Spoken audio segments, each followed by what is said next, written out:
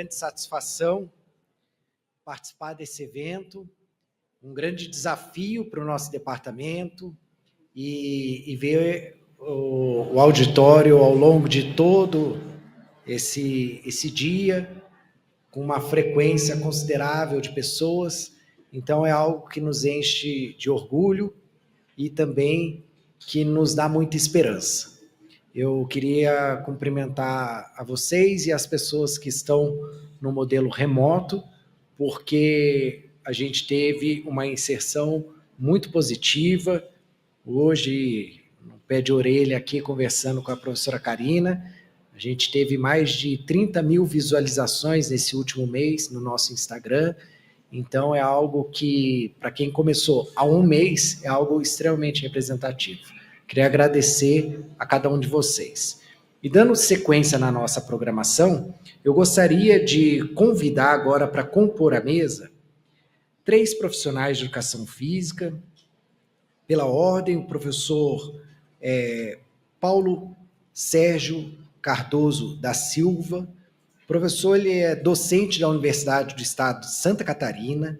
Ele possui licenciatura plena em Educação Física pela Universidade Federal de Santa Catarina, possui bacharelado em Administração Pública pela Universidade do Estado de Santa Catarina, tem especialização em Fisiologia do Exercício pela Universidade Gama Filho, MBA em Gestão Estratégica de Pessoas, especialização em Gestão em Saúde, mestrado em Saúde Coletiva, doutorado na mesma área, ambos pela Universidade Federal de Santa Catarina.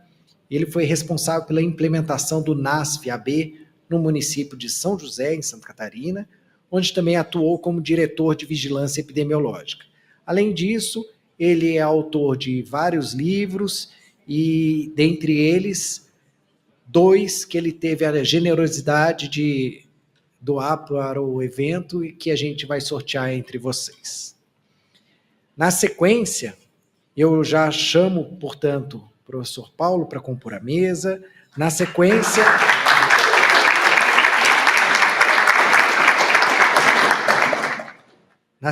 eu chamo o professor mestre Géder Arame.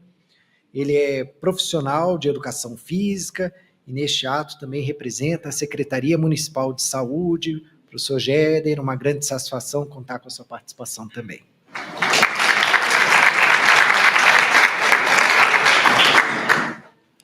E, por fim, convido o professor Cícero Augusto de Souza, que é graduado em Educação Física pela Universidade do Estado de Santa Catarina, tem mestrado e doutorado em Ciências do Movimento Humano, Atividade Física e Saúde pela UDESC, tem pós-doutorado no Laboratório de Psicologia do Esporte e pós-doutorado em Reabilitação Cardio-Oncológica.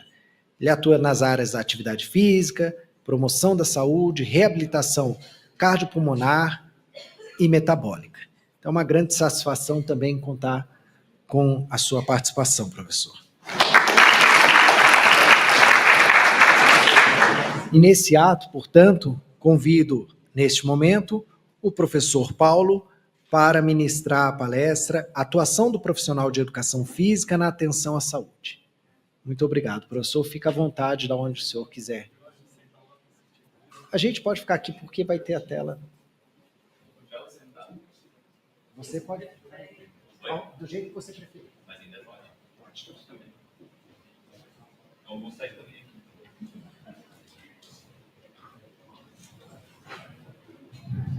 Bom, gente, boa tarde. Espero que todos estejam bem, estejam sem sono para dormir. Deixa eu testar aqui para ver. Ok. Bom, o maior desafio que eu tenho aqui hoje é conseguir resumir minha fala em 20 minutos, né? Falei para a professora Karina. Mas eu quero começar aqui agradecendo o espaço, todo o esforço que foi feito para que esse evento ocorresse. Parabenizar vocês por estarem aqui para evoluírem, para aprenderem, para trocar. Então, é muito legal que a gente tenha um auditório cheio aqui, pessoas online também. Espero que a minha mensagem possa, de alguma forma, ajudar vocês na compreensão das possibilidades do profissional de educação física. Se alguém, porventura, que é da área da saúde, não é da educação física, com certeza vão ter coisas também que vão ajudar. E a gente vai nessa linha. Bom, Eu vou falar aqui hoje, né, sobre a atuação do profissional de educação física na atenção à saúde. A atenção à saúde tem uma perspectiva ampla, porque a gente pode atuar na área da saúde em diferentes contextos. A professora Karina, a gente conversou muito, né, e a intenção aqui é eu tentar trazer, de uma maneira relativamente resumida, possibilidades práticas, né, de atuação. E eu vou focar um pouco na atenção primária, porque é onde tem mais oportunidade, tá? Então eu tive que ter essa estratégia para conseguir resumir um pouquinho da minha fala. E nesse sentido, né, eu começo aqui com um gráfico, tá? Que talvez fique um pouquinho pequeno para quem está lá atrás, mas aqui é só para a gente mostrar essa evolução de profissionais de educação física que a gente teve no Cadastro Nacional de Estabelecimento de Saúde. Aqui eu botei desde 2019, que é um pouquinho antes da pandemia, até, né, a gente tem aqui fevereiro de 2025, então são dados recentes. Tá? Lá nesse cadastro, então, a gente tem todos os profissionais da área de saúde que atuam de alguma forma vinculados ou relacionados ao SUS, ao Sistema Único de Saúde. Tá? Ali não estou segmentando por atenção primária, média e alta complexidade, mas o que a gente percebe é que são 13.500 profissionais praticamente, até o mês passado, esse é o último dado possível lá, tá? São 13.500 pessoas que se formaram em educação física e estão atuando no contexto da saúde. Eu até fiz um recorte aqui para o Paraná, onde a gente tem quase 500 profissionais da área da saúde, conforme o Cadastro Nacional de Estabelecimento de Saúde. Então, assim, são muitos profissionais. Se a gente comparar com outras categorias, temos muito a evoluir ainda, porque tem categorias que já estão sedimentadas no contexto da saúde há mais tempo, né? Mas é bastante claro, inclusive legalmente, que nós somos da saúde já, inclusive antes da própria regulamentação, que a gente tem resoluções do Conselho Nacional de Saúde, colocando e elencando as categorias da área da saúde. A educação física está lá já em 97, tá? Bom, e aí, o que eu poderia falar sobre a atuação da educação física, se a gente for pensar na questão da saúde? Eu preciso, primeiro, trazer aqui que existem possibilidades, e eu vou categorizar conforme os níveis de complexidade. Então, a gente tem as possibilidades de atuar na atenção primária à saúde, na média complexidade, na alta complexidade. A fala dos colegas que vão vir aqui, inclusive o Cícero vai falar um pouco da alta complexidade e outras falas que já foram feitas, vão sempre ilustrando um pouquinho dentro desses contextos.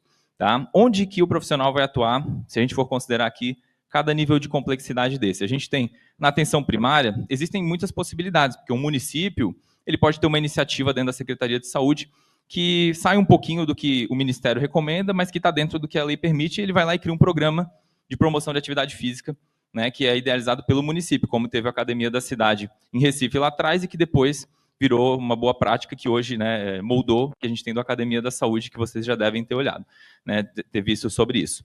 E o que teria mais, então? A gente tem as possibilidades de atuação da educação física no contexto das equipes multiprofissionais de saúde, que lá atrás era a NASF, depois ficou NASF-AB, e hoje a gente chama de EMULT. Tá?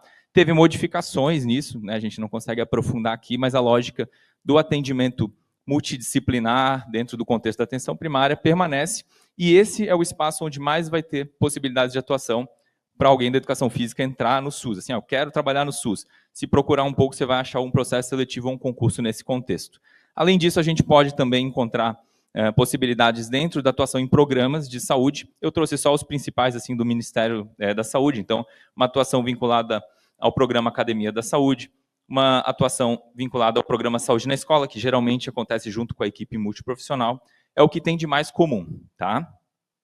Dentro do cenário da média complexidade, a gente vai ter, então, o Centro de Atenção Psicossocial, que tem um percentual considerável e que a gente vai encontrar vagas ali para atuação da educação física. Temos alguns atendimentos ambulatoriais, que em alguns casos se confundem um pouquinho com a alta complexidade, mas que também aumentou um pouquinho isso depois da pandemia, em função de Covid longa e algumas características de saúde que surgiram com mais relevância, assim, a gente começou a perceber isso do ponto de vista epidemiológico. E na alta complexidade, a área hospitalar, o professor Cícero vai falar depois, também é uma possibilidade.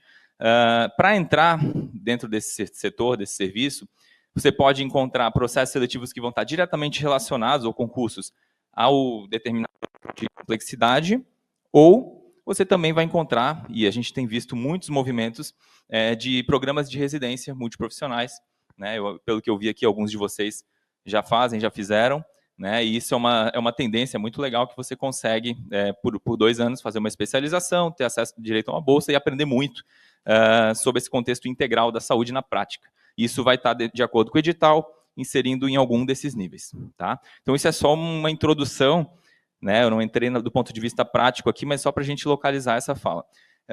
Tem aqui alguns dados do Senes, que eu acabei de mencionar, de 2022. Eu não peguei mais recente, porque eu precisaria fazer esse recorte. Mas ele segue essa lógica. Mais ou menos 80% está na atenção primária, mais ou menos ali uns 13% na média, e 3, 4% na área hospitalar. Tá? Então, assim, se vocês, né, são apaixonados como eu para trabalhar na área da saúde, com educação física, esse é o cenário de mercado, pensando em SUS, que vocês vão encontrar mais ou menos. Tá? Varia de região para região, tem todas essas variações aí. E como que eu posso atuar na prática? Então, esse é o desafio agora, porque a gente tem que considerar aqui que, ao atuar no SUS, vocês vão estar considerando os princípios do SUS, uma série de elementos que são mais basilares do Sistema Único de Saúde, até chegar na especificidade da atuação da educação física. Né? E aqui o que eu boto, então, de pontos importantes para a gente pensar nessa atuação? Primeiro, os princípios do SUS, que já foram falados aqui, né? Até pela presidente da Sociedade Brasileira, então a gente tem lá os princípios doutrinários, organizativos, e isso sempre vai estar, de alguma forma, regendo a rede de atenção à saúde, ao qual você estaria inserido, se estiver atuando no SUS. Quando você está dentro de um serviço de saúde, independente do nível de complexidade, além das regras maiores que a gente vai ter protocolos de atuação, isso é muito comum. Às vezes não tem porque o serviço é muito novo, aí eu recomendo que vocês ajudem a construir, foi o que aconteceu comigo, quando eu entrei em São José, não tinha. A gente construiu protocolos, né, dentro da atenção primária, no caso, e isso vai aprimorando, vai melhorando, mas é legal ter o quê? Processos e um método, algo que direcione para que a atuação aconteça sempre seguindo um determinado padrão, baseado na ciência, baseado em tudo que a gente vê aqui na faculdade e outras coisas que a gente não vê ainda, porque agora os currículos estão se moldando para isso, e que vocês vão ter que correr atrás um pouquinho. Então, os protocolos não podem sair de vista, tá? Aqui eu coloquei também os elementos que são incomuns a outras categorias, tá? E os específicos da educação física, os específicos vocês têm aqui, fisiologia e tal. E tem coisas que mais de uma categoria vai poder fazer, e aí tem que cuidar com a guerra de ego, que a gente estava conversando no almoço agora, porque tem coisas, por exemplo, uma avaliação antropométrica numa criança. Nutrição sabe fazer, pediatria sabe fazer, educação física sabe fazer. Então, o que a gente faz? Cria um processo onde essas categorias podem contribuir. Isso vai acontecer. E outras coisas, a prescrição específica, aí cabe a educação física, que é o que a gente estava falando antes. Então, a gente precisa identificar o que é em comum e o que é da minha categoria. Tem coisa que vai ser em comum, mas nem tudo, tá? Então, isso é importante deixar claro também. E aí, um ponto que eu boto aqui, que não dá para aprofundar, mas que é muito importante, são as competências interpessoais do profissional. E nós, naturalmente, na nossa área, né, nós acabamos tendo muita familiaridade em falar com grandes públicos, porque o nosso carro-chefe é trabalhos em grupo, geralmente. Então, vocês vão perceber, quem atua na área da saúde, que nem todas as categorias da área da saúde têm tanta facilidade ou familiaridade com isso, mas isso faz diferença.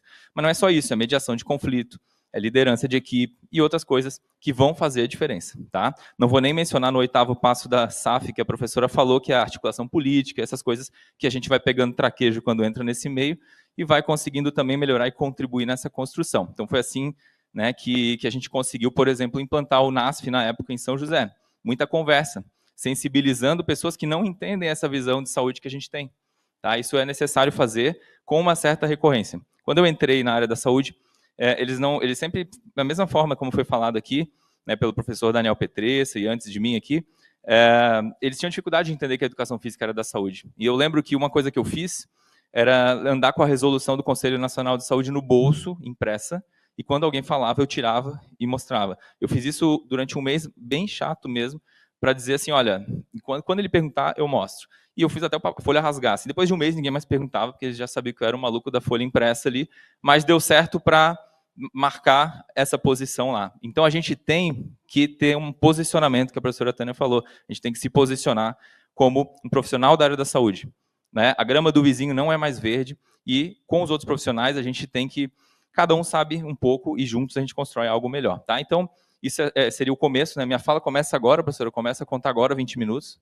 Tá? Então, eu vou fazer aqui, trazer um pouquinho só do contexto na atenção primária, considerando que é o local mais comum e provável que se a gente for fazer estatística aqui, que vocês entrariam para atuar. Mas é óbvio que tem coisas que dá para trazer para outros níveis de complexidade e outros não. Tá?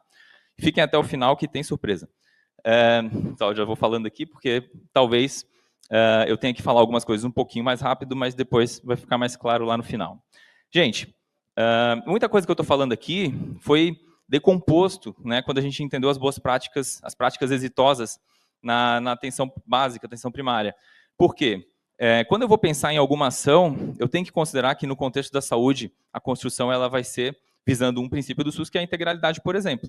Né? Eu tenho que ter essa visão mais ampla da coisa. Né? Além disso, eu tenho que saber trabalhar com outros profissionais, por isso que eu coloquei a importância de a gente considerar essa visão que é integrada, multiprofissional. Tá? Coloquei aqui também a ação baseada em evidências. Então, assim, é inadmissível que vocês saiam, né, de uma instituição de respeito como é o UEL e não apliquem na prática as ferramentas que vocês aprendem aqui lá. Né? Então, a gente precisa colocar em prática isso. Não é o mesmo cenário de trabalhar numa academia de musculação, mas algumas coisas a gente consegue pensar. Na pior das hipóteses, tem coisas que são fáceis de a gente entender. Aplicar um parquet, relação cintura-quadril, tem coisas que são fáceis. É a melhor forma? Entre não fazer nada e fazer alguma coisa que a ciência já provou e mostrou resultado, façam isso. Então, eu ia em muitas secretarias de saúde, nós não temos esteira para fazer teste, nós não temos, vocês estão criando barreira para, né? Tem coisas que são simples e que podem dar resultado, direcionamento para eu fazer a melhor prescrição e orientação naquilo que eu vou me propor a fazer lá dentro. Participação dos atores da comunidade, né? Eu vou ficar voltando na fala da professora Tânia, porque eu preciso envolver as pessoas que estão lá de alguma forma. Então, assim, eu percebo uma situação epidemiológica que precisa ser tratada com alguma ação. Digamos, eu preciso fazer um grupo com idosos. E dentro das minhas possibilidades e recursos, o que eu posso fazer para esses idosos? E aí, talvez eu identifique 2 ou 3 possibilidades. Eu posso validar isso com esses idosos. Qual é o melhor horário? Né? O que disso teria mais aderência? E aí, provavelmente, a minha prática vai ter mais presença de pessoas lá. Eu vejo muitos profissionais que fazem o que gostam, não reparam e não prestam atenção do outro lado e, logicamente, dá um esvaziamento nas ações. Isso está muito bem falado no relatório, no conteúdo da SAF ali. Resgate do equipamento cultural vai na mesma linha. Bom, tipos de atendimento. O que um profissional de educação física pode fazer? Tá? O céu é o limite, mas para a gente colocar aqui mais cartesianamente a fala, então a gente pode trabalhar com atendimento individual, podemos trabalhar com atendimentos domiciliares, né, podemos trabalhar com atendimento compartilhado com outros colegas da área da saúde e na nossa frente ali a família ou o paciente, né, discussão de casos, planejamento de ações, discussão de casos entre uma ferramenta importante do SUS, que é o matriciamento ou apoio matricial. Tá? A gente pode pensar em ações e projetos relacionados a grupos, que é o que a maioria acha, assim, quem é de fora acha que a gente só faz grupo. Grupo é importantíssimo, mas não é a única coisa. Tá? Talvez seja o que a gente mais faça, mas não é a única coisa. Esses grupos eles podem ser perenes, do tipo 2 vezes por semana, pelo menos, para ter resultados. A professora Tânia já falou para nós isso, mas, eventualmente, também podem ocorrer ações de promoção de atividade física que vão ser pontuais, né? Dias temáticos, etc. Participação em programas municipais de promoção de saúde, eu citei o exemplo antes, né? Programa Academia da Saúde, Programa Saúde na Escola, e a discussão do processo de trabalho, porque é uma logística bem complexa você atuar numa equipe multiprofissional que tem uma carga horária e que vai prestar suporte a várias equipes lá do posto de saúde. Tá? Então, a equipe multi, eu não tenho tempo para aprofundar isso, mas ela presta suporte às equipes que estão nos postos de saúde. Então, é um serviço meio itinerante, porque você vai ter uma agenda que você vai estar segunda e terça no posto tal, quarta e quinta no posto tal, e como ser resolutivo com tantos desafios, com tanta demanda, né, e sabendo do cenário de saúde que a gente sabe no Brasil. Então, não é uma tarefa fácil, mas é possível. Tá? Então, o que eu faria num primeiro contato, se eu precisasse falar para alguém que passou no concurso e não sabe por onde começa, chegou lá, pum, primeiro dia. Bom, o que você precisa, não pode esquecer? Isso aqui, assim, isso pode mudar e vai mudar de acordo com cada realidade, mas para poder passar aqui um basicão, só para a gente saber, beleza, se eu fizer isso, o básico eu fiz. O que eu faria? Bom, primeiro, como a equipe multi presta suporte para a equipe de atenção primária, no cenário que eu estou falando é atenção primária, tá? Alguém encaminhou para mim, de certa forma, eu não sou, a porta de entrada é atenção primária, mas vai chegar por um encaminhamento até a equipe multiprofissional. Chegou para mim, quem que fez esse primeiro contato com esse paciente? Qual é a situação desse paciente? Eu vou ouvir o profissional que conheceu aquela situação para me passar vamos dizer, um olhar mais técnico sobre a situação. beleza? Vou avaliar o prontuário, no caso, a gente tem o ESUS na atenção primária, né? Vou fazer uma anamnese dentro do que vocês conhecem, considerando todos esses pontos que já foram levantados antes de mim aqui, nas outras palestras. Avaliações e testes é muito importante, vou analisar os cenários, os protocolos que existem naquele contexto para ver o que eu vou aplicar, tá? E aqui, nesse sentido, eu trago alguns exemplos, avaliação de indicadores básicos, avaliação mais específica, por exemplo, avaliação com um plicômetro, dá para fazer? Dá, mas não é para uma finalidade estética. Porque se eu for fazer com a finalidade estética no posto de saúde, eu já tenho muita demanda, eu vou estar gastando minha hora com algo que não é a finalidade que a gente deseja. Então, por exemplo, em São José, tinha um protocolo que a gente criou que era para pessoas pós e pré-bariátricas, pessoas que estavam na espera da fila da cirurgia, né, ou já tinham feito, e a gente conseguia fazer esse controle. Tem uma lógica científica por detrás disso. Né? Então, a gente estabelecia protocolos até para criar critérios para ver o que eu vou fazer primeiro, porque senão você fica com uma demanda gigantesca, porque no SUS tem demandas, né? E não sabe o que fazer primeiro. Tá? Então, aqui, o que não posso esquecer ainda? Né?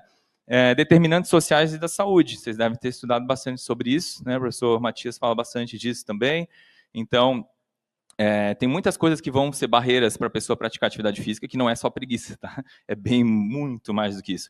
Então, eu preciso entender aqui, beleza, por que a pessoa não vai praticar, né? Tem renda, não tem, trabalho o dia inteiro, etc, etc. Eu preciso considerar essas variáveis relacionadas à saúde geral, variáveis relacionadas à prática mesmo de atividade física ao longo da vida, hábitos de vida, tá? Isso é bastante importante. Aí dentro das avaliações e testes, né? Então, eu já citei alguns exemplos ali, IMC, RCQ, Parquet, protocolos mais simplificados do colégio americano. São coisas fáceis de fazer, uma tabela já vai fazer você saber se nesse grupo de caminhada eu vou colocar essa pessoa ou não, porque o risco é maior ou é menor. Ou, no mínimo, vou dividir um grupo em dois, porque aqui eu vou deixar quem tem mais risco de quem não tem, né? Então, aqui são exemplos, aqui não vou passar por isso, só para mostrar esses protocolos simples, a gente aprende na primeira, na segunda fase, e não aplica depois que entra no processo lá no concurso. Então, precisa aplicar minimamente isso. Tem outras coisas, né? Meu tempo já deve ter estourado, eu imagino. E aí, beleza. Como é que eu vou escolher entre as modalidades que eu falei, né? A gente tem ali, eu falei, né? Desde o individual até o grupo, educação em saúde, palestras, tantas possibilidades. Beleza, então primeiro eu preciso entender aquele contexto. Às vezes o cenário é coletivo, por exemplo, bullying na escola. Então, é um cenário coletivo que eu vou ter uma atuação mais voltada para a educação em saúde. Então, a pegada já meio que deixa claro isso, mas alguém que sofre bullying lá talvez seja mais individualizado aquele cenário. Geralmente, eu analiso isso com a equipe, né, dentro da ideia do matriciamento. Os casos mais complexos vão para lá e eu vou definir um projeto terapêutico singular quando é um caso mais individualizado. Então, isso aqui são possibilidades que vocês podem depois estudar um pouquinho, aprofundar sobre isso. Né? Então, eu analiso o prontuário, analiso a situação de saúde, vejo os aparelhos e a estrutura que o município tem, tá? E aí, a partir disso, eu vejo, beleza, eu tenho esse problema, tenho essas possibilidades, vamos ver o que nós vamos fazer. Importante, já estou acabando aqui minha fala. Quando você chegar nesse cenário, você vai ver, beleza, eu vou fazer uma intervenção coletiva e uma individual, vou fazer uma visita domiciliar, e aí você vai traçar aquilo ali junto com a equipe. Né? Você ainda não pode perder de vista as questões sociais, tá? Então, assim, mesmo que a pessoa tenha, enfim, todo o cenário aponta para fazer uma determinada prática que faz muito sentido e parece óbvio, você vai olhar lá, a pessoa não tem tempo, enfim, não tem alguma motivação, tem vários elementos que ao longo da jornada dela vão fazer com que ela não vá ter uma aderência naquilo lá que você propôs, tá? Então, você tem que saber um pouco sobre as barreiras da prática de atividade física que vão entrar no cenário dos determinantes sociais da saúde, tá? E aí eu botei vários, né? Não gosta de praticar, não tem companhia, não tem tempo e dinheiro, esgotamento, acaba sendo situações muito relacionadas à não prática hoje. Né? Então, se eu perguntar para vocês aqui, quem fez atividade física? Dos que não levantarem a mão, quem fez ontem? Aí, dos que não levantarem, eu perguntar quem estava cansado. Né? A maioria está cansado, fazendo um monte de coisas, e a palavra da vez é correria, mas não é correria de corrida, né? É correria de correria. Então, isso acaba atrapalhando um pouco. E aqui, para fechar essa parte aqui, então, assim, tudo que você pensar tem que ser pactuado, porque tem um processo dentro do SUS que a gente chama de corresponsabilização. Não adianta você impor nada e, do outro lado, a pessoa não entender que aquilo faz bem para ela também. Então, a gente precisa sensibilizar, a gente acaba sendo também educadores nesse processo, para que a pessoa perceba que, ao aderir a esses hábitos, ela vai colher frutos disso também. Então, a corresponsabilização é fundamental, e existem algumas perguntas que você pode traçar nesse processo. Então, botei ali se ela gosta ou não de praticar, o tempo que ela tem para fazer, como é a relação dela com com as práticas corporais ao longo da atividade física, né? E como é o acesso dela a isso, porque às vezes mora numa região mais vulnerável, não tem nenhum equipamento público, então precisaria lançar de recursos próprios, aí não tem dinheiro, então você começa a pensar isso, né? Ah, mas dá para caminhar, é uma pessoa que trabalha 12 horas, chega à noite em casa, né? É uma mulher, não tem poste com luz, é um bairro mais complicado, ela não vai sair, né? Então, o que eu poderia fazer? São coisas que a gente precisa pensar, tá? Então, tem que pensar fora da caixa, mas dá para fazer muita coisa legal no cenário do SUS. Eu tentei ser bem breve aqui. Eu vou deixar para vocês aqui de recomendação, né? São os trabalhos que eu fiz. O livro da ponta da direita ali é o livro que vai ser sorteado. Então, ou está na Amazon para quem depois quiser. Os 2 primeiros vocês podem baixar gratuitamente, tá? Esse verdinho, quando eu fui escrever ele era tipo o protocolo que não tinha. Então, eu quis fazer um protocolo lá quando eu implantei o NASF, né, junto com outros colegas, coordenei o serviço lá, e eu falei, agora cada categoria vai criar o seu protocolo. Fui procurar na internet e não tinha nada. Aí eu falei, pô, vou ter que fazer. Daí eu fiz esse livro em 2016, é bem legal, né? Tinha algumas coisas, claro, né? Mas aqui eu tentei deixar bem passo a passo, assim, uma fala mais, vamos dizer assim, dá para fazer isso, não dá para fazer isso, para tentar ajudar mesmo. Porque em 2016, 2010, a professora Tânia foi uma das primeiras a falar sobre isso, sobre esse assunto dentro do cenário das instituições de ensino superior. E então tinha muito pouca oferta de conteúdo sobre isso. A gente agora está num trabalho, né? A gente vai nos congressos, a gente sempre se encontra, quase os mesmos, agora está aumentando, está vindo gente diferente. Isso é muito legal. Então, fica esse convite, está no link da bio do meu Instagram, tá? Aqui tem uma aula que eu falo sobre o que eu acabei de falar por 1h30. Aí, se vocês tiver saco para me ouvir por 1h30, vocês conseguem ver essa aula estendida lá, tá no YouTube, tá? O link dessa aula também tá no link da bio do meu Instagram. Eu fiz um PDF, você vai clicar lá, aula, livro, tá tudo lá bonitinho já. E aqui, só para fechar, então, agora é o último slide mesmo, eu atuo muito nessa questão de comunicação, essas questões que de potencializar o nosso impacto na área da saúde. Eu sei que muitos talvez não estejam no SUS ainda, ou queiram, né? Mas aqui eu trabalho uma linha de marketing, empreendedorismo, eu fiz um curso, estou disponibilizando gratuitamente para quem quiser, é para qualquer categoria da área da saúde, o link também está lá na minha bio.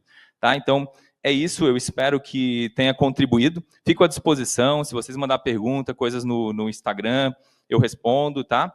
E, enfim, é um grande prazer estar aqui e muito obrigado. Valeu.